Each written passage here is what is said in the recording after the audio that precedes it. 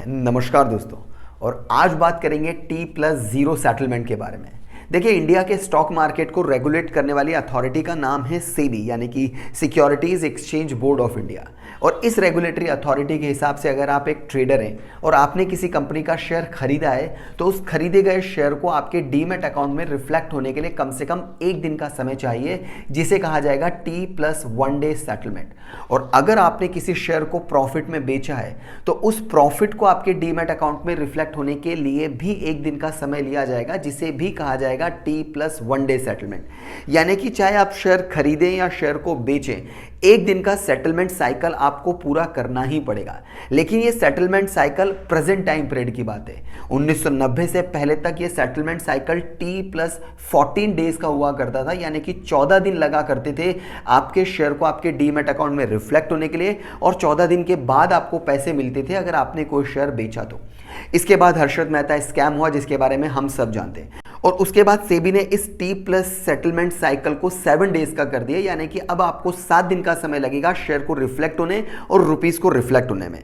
इसके बाद 2001 में इसे 5 दिन किया गया, 2002 में इसे 3 दिन किया गया, 2003 में इसे T+2 डेज कर दिया गया, और अभी प्रेजेंट टाइम पीरियड में ये T+1 डे चल रहा है। और देखते ही देखते बहुत जल्दी भारत के अंदर अब T+0 सेटलमेंट आने वाला है। यानी कि अगर आपने किसी कंपनी का शेयर खरीदा तो इमीडिएटली आपके अकाउंट में वो शेयर रिफ्लेक्ट हो जाएगा, और अगर आपने किसी कंपनी का शेयर बेचा तो प्रॉफिट भी आपके अकाउंट में इमीडिएटली नजर आ जाएगा। एंड यकीन मान के चलिए, अगर T+0 सेटलमेंट एप्लीकेबल हुआ तो भारत पूरी दुनिया का पहला ऐसा देश बनेगा जो अपने स्टॉक मार्केट के अंदर T+0 सेटलमेंट सिस्टम लेकर आएगा।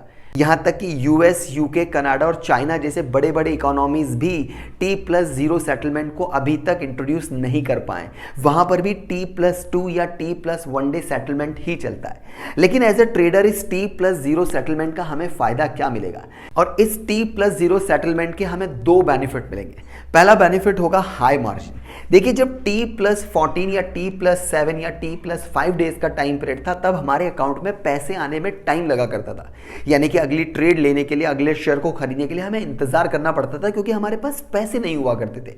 जब T+0 सेटलमेंट सिस्टम इंट्रोड्यूस हो जाएगा तो हमारे पास मार्जिन ज़्यादा होगा, क्योंकि सेम डे हमारे अकाउंट में पैसे आ जाएंगे। तो किसी कंपनी के शेयर को आज ही बेच के उस मार्जिन को, उस प्रॉफिट को हम किसी दूसरी कंपनी के स्टॉक में लगा सकते हैं, जिसकी वजह से हमारे पास लिक्विडिटी ज़्यादा होगी, हमारे पास कैश अवेलेबिलिटी ज़्यादा होगी, हमारे पास शेयर को खरीदने के लिए जो वॉल्यूम की रिक्वायरमेंट है वो भी हमारे पास ज़्यादा होगी। तो एज ए ट्रेडर हमें फाइनेंशियल बेनिफिट्स काफ़ी ज़्यादा मिलेंगे। और दूसरा बेनिफिट होगा लो रिस्क। देखिए, जब T+14 या T+7 डे का टाइम पीरियड चला करता था, तब कई सारे स्कैम हो जाया करते थे, क्योंकि सेलर और बायर के बीच में काफ़ी डेज का गैप आ जाता था। इसकी वजह से रिस्क भी बढ़ जाती थी। लेकिन अब T+0 सेटलमेंट में बायर और सेलर के बीच में टाइम बिल्कुल जीरो हो चुका है। फटाफट से पैसे आपके अकाउंट में आ जाएंगे और फटाफट से शेयर भी आपके अकाउंट में आ जाएगा। तो किसी भी पार्टी के पास रिस्क को जनरेट करने का, किसी फ्रॉड को करने का टाइम बिल्कुल खत्म हो जाएगा। ये तो हुई T+0 सेटलमेंट के बेनिफिट की बात। अब T+0 सेटलमेंट का नुकसान क्या होगा? तो देखिए, T+0 सेटलमेंट का नुकसान एक है ओवर ट्रेडिंग।